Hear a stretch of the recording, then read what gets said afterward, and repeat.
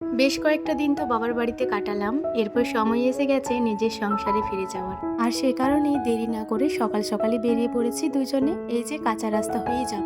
এদিকে রাস্তাটা না বেশ সুন্দর সারিয়েছে।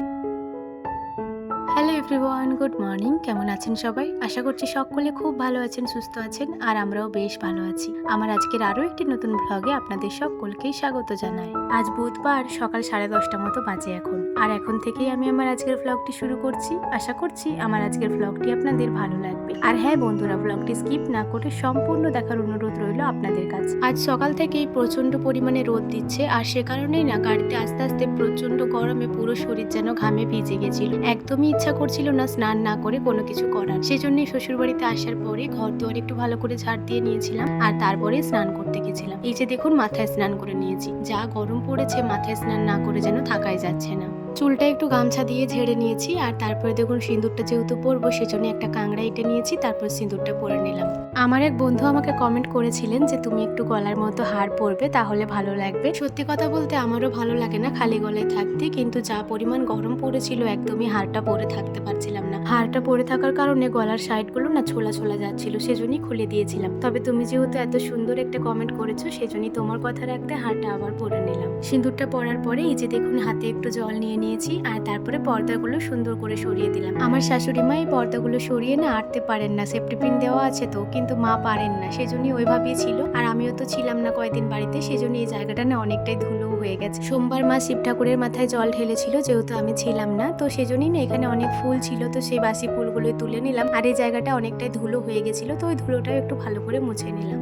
আজকে আর ফুল টুল কিছু দিলাম না, এই যে ধূপটাই ধরিয়ে নিচ্ছি, আর ওই বাসি ফুলগুলো বাইরে ফেলে দিয়ে চলে এলাম। বাবার বাড়িতে গেলে জানেন তো কোনো কাজটি টাইমে হয় না, শুধু মনে হয় পরে করব। ওখানে তো বকার মতো কেউ নেই, আর কেউ কিছু বলবেও না, যখন হোক করলেই হচ্ছে। কিন্তু শ্বশুর বাড়িতে সমস্ত কাজটাই নির্দিষ্ট সময়ের মধ্যে কমপ্লিট করে ফেলি। এই যে আজকে অনেকদিন পরে সময়ে চান করলাম, আর তারপরে ঠাকুরকে পুজো দিলাম। মাঝে মধ্যে মনে হয় যদি আমাদের লাইফে কোনো রকম নিয়ম কানুন না থাকতো তাহলে খুব ভালো হতো, কিন্তু জানেন তো নিয়ম থাকাটাও ভালো, তাহলে সমস্ত জিনিসটাই সময় মতো হয়। যাই হোক, বাইরে তো বেশ রোদ দিচ্ছিল, সেজন্যই ধূপটা দেখিয়ে পরে ঘরের মধ্যেই জব করে নিয়েছিলাম। এত রোদের মধ্যে বাইরে আর জব করতে পারলাম না। বেশ অনেকগুলি জামা কাপড় কাচতে হবে, কিন্তু আজকে আর কাচলাম না, কারণ বেশ অনেকটাই দেরি হয়ে গেছে। আবার যদি জামা কাপড় কাচতে যাই তাহলে কিন্তু আরোই দেরি হয়ে যাবে। তাই দেখুন যে জামাটা পরে এলাম সেই জামাটাই কেচে দিয়েছি, আর যে বাসি নাইটিটা ছিল ওটাও একটু ভালো করে কেচে দিয়েছি। আকাশে যেহেতু অনেক মেঘ জমেছে, সেজন্যই রোদটা খুব একটা বোঝা যাচ্ছে না, তবে তাপটা কিন্তু বেশ লাগছে। সেজন্যই সুব্রতর গাড়িটাতে দেখুন একটা বস্তা ঢাকা দিয়ে দিয়েছি, কারণ এত রোদে গাড়িটা থাকলে নষ্ট হয়ে যাবে। চুলগুলো যেহেতু ভিজে আছে সেজন্যই দেখুন কাংড়াটা খুলে দিলাম, কারণ চুলটা আবার না শুকালে আরোই অসুবিধা হবে। আর দেখুন টেবিল ফ্যানটা চালিয়ে নিয়েছি, এরপর কিছুক্ষণ বসে থাকবো। যা পরিমাণ তাপ না বাইরে, এই মাত্র স্নান করে বের হলাম, তার সত্ত্বেও প্রচন্ড পরিমাণে ঘাম দিয়ে দিয়েছিল। ভিজে চুলটা যেহেতু খোলা ছিল, সেজন্য চুলের ডোগা থেকে যে জলটা টোপ টোপ করে পড়েছে, ওতে করে নাইটিটা না নিচের সাইডটা ভিজে গেছে, আর দেখতে কেমনই লাগছে। এখন রোজই স্নানের পরে না জল তেষ্টা পেয়ে যায়, সেজন্য দেখুন স্নানের পরে পুজো টুজো দিয়ে একটু জল খেয়ে নিলাম, এরপর ফ্যানের হাওয়ায় বেশ কিছুক্ষণ বসে থাকবো। আপনারা তো জানেনই আমাদের বাড়িতে এখন চাষবাস হচ্ছে। আমাদের বাড়ি বলে নয়, এখন সব দিকেই চাষবাস হচ্ছে। তো আমার বাবা কাকুরা তো রোজই মাঠে যান, কারণ এত কাজ লোক দিয়ে করালে অনেক খরচা বেড়ে যাবে, সেজন্যই মাঠে যান রোজই। আজকে আবার দেখুন আমার হাজবেন্ড বাঁচাতে গেছে। ও কিন্তু ধান রোয়ার কাজটা খুব একটা ভালো পারে না, এই প্রথমবার ধান রুয়েছে, তবে বেশ সুন্দর ধানগুলো রুয়েছে। কিন্তু আমি আবার বলেও দিয়েছি, দেখবে ওগুলোর থেকে ধান হয় কি হয় না।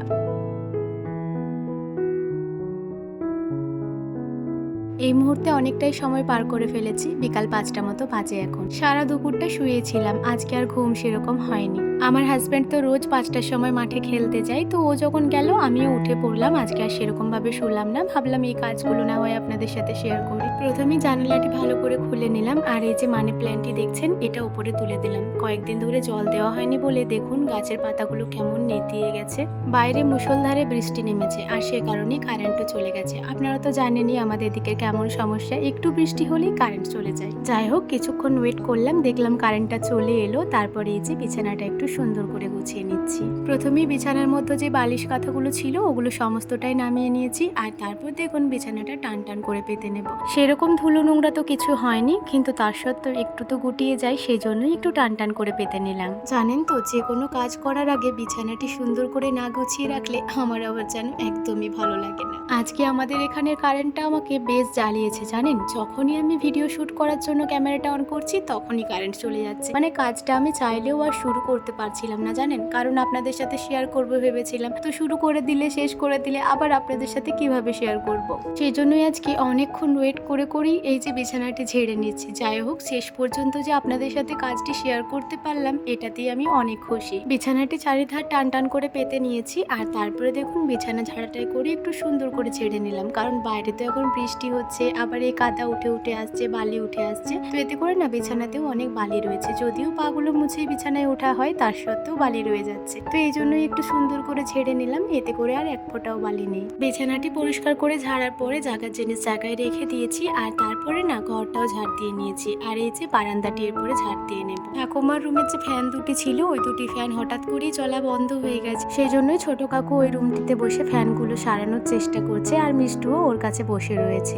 ছোট কাকু যেহেতু ইলেকট্রিকের কাজ একটু আধটু জানে, সেজন্যই আমাদের বাড়িতে এই ছোটখাটো প্রবলেমগুলোর জন্য অন্য কাউকে ডাকতে হয় না, কাকুই কিন্তু ওগুলো ঠিক করে দেয়। কিছুদিন আগে যখন আমার রুমের লাইটটি খারাপ হয়ে গিয়েছিল তখনও কিন্তু কাকুই ওটা ঠিক করে দিয়েছিল। সত্যি বলতে বাড়িতে এরকম একজন থাকলে একটু আধটু প্রবলেমের জন্য অন্য কোথাও ছোটাছুটি করতে হয় না, এই ব্যাপারটা খুবই ভালো। এদিকে দেখুন বারান্দাটা পুরোটাই ঝাড় দেওয়া হয়ে গেছে, বারান্দায় যে বস্তাটি থাকে ওটাও একটু ভালো করে ঝেড়ে নিয়েছি, আর তারপরে ওখানেই পেতে দিলাম। মেন দরজাটা বন্ধই রেখেছি, কারণ বাইরে তো বৃষ্টি হচ্ছে আবার হাওয়াও দিচ্ছে, তো এই কারণে ধুলোগুলো সামনের দিকে নিয়ে যেতে পারছিলাম না, শুধু উড়ে উড়ে চলে আসছিল, এই জন্যই বন্ধ রেখেছিলাম। তবে এই যে দুয়ার গোড়ায় ধুলোগুলো এনে পরে দরজাটা খুলে দিলাম, আর তারপরে ঝাড় দিয়ে বাইরে বের করে দিলাম। যেহেতু উঠানটা ভিজে রয়েছে সেজন্য উঠানটা আর ঝাড় দেবো না, আর বুঝতেই পাচ্ছেন টিপটাপ করে বৃষ্টি এখনো পড়ছে, সেজন্যই এই সামনেটুকুই একটু ঝাড় দিয়ে নেব। তবে কি জানেন তো বন্ধুরা, ভিজা উঠান তো এই নতুন ঝাঁটাটাই করে নোংরাগুলো একদমই সরছে না, মুড়ো ঝাঁটাটাই করে ঝাড় দিলে ভালোই ঝাড় দেওয়া যেত। ওই কোনো রকমের সামনেটা একটু পরিষ্কার করে নিলাম, আর তারপরে ঝাঁটাটা ঘরে রেখে দিয়েছি। কয়দিন ধরে যেহেতু আমি এখানে ছিলাম না, আর আমার হাজবেন্ডও তো আমার সাথে গিয়েছিল, সেজন্য এই বোতলগুলো একদম ফাঁকাই রয়ে গেছে। আজকে ভাবলাম বোতলগুলো সমস্তটাই জল ভরে নি, কারণ আমার হাজবেন্ড তো আবার জল খাবে বারবার করে,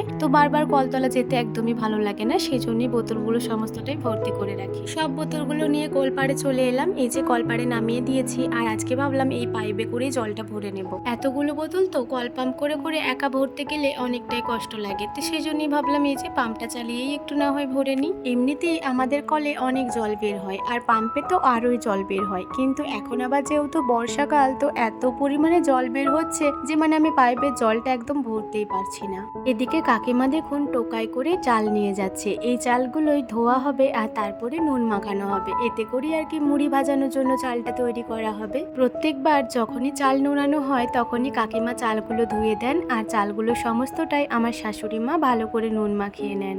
একটা কথা আছে না বন্ধুরা, যে টকের জ্বালায় চলে এসে তেঁতুল তলায় বাসা, আজকে সেই ঘটনাটি আমার সাথে ঘটে গেল। ভাবলাম যে পাইপের জলে বোতলগুলো ভর্তি করে নিই, এতে করে পরিশ্রমটা একটু কম হবে, কিন্তু না, দুটো বোতল ভর্তি করতে না করতেই চলে গেল কারেন্ট, তো কি আর করা যাবে, বাকি যে 3-4টে বোতল ছিল ওগুলো এই জল পাম্প করে করেই ভরে নিলাম। এভাবে ঘন ঘন কারেন্ট যাওয়ার জন্য আরও যে ছোটোখাটো কাজগুলি ছিল সেগুলো আর আপনাদের সাথে শেয়ার করতে পারলাম না। এখন 8:30 মতো বাজে, অনেকটাই সময় পার করে ফেলেছি। সন্ধ্যাবেলা চা করার পরে এই বাড়িতে এসেছিলাম, ওই যে বারান্দায় একটা লাইট দেওয়া আছে না, যেটা কারেন্ট চলে গেলে জ্বলে, ওই লাইটটাতেই মিষ্টুকে আজকে পড়িয়েছি। আর বন্ধুরা, এই যে বইটি দেখছেন, এই বইটি কয়েকদিন আগেই মিষ্টুকে দিয়েছে, মানে আমি আমার বাবার বাড়ি যাওয়ার পরেই আর কি এই বইটা মিষ্টুকে দিয়েছে ওদের স্কুল থেকে মানে ফ্রিতে দেয়নি, পয়সা দিয়ে কিনতে হয়েছে।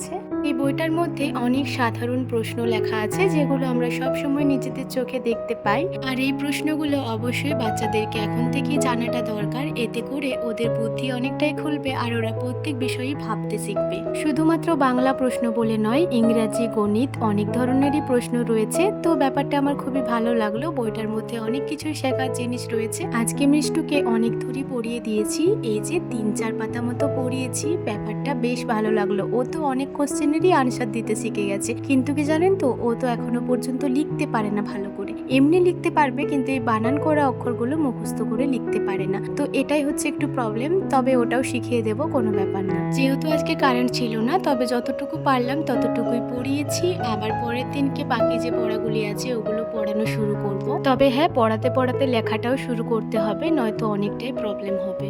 যাই হোক বন্ধুরা, আমার আজকের ভ্লগটি এই পর্যন্তই। ভালো লাগলে লাইক কমেন্ট করবেন এবং সাবস্ক্রাইব করে আমার ছোট্ট চ্যানেলটির পাশে থাকবেন। সবাই ভালো থাকবেন, সুস্থ থাকবেন। আবারও দেখা হবে পরের কোনো একটি ভ্লগে।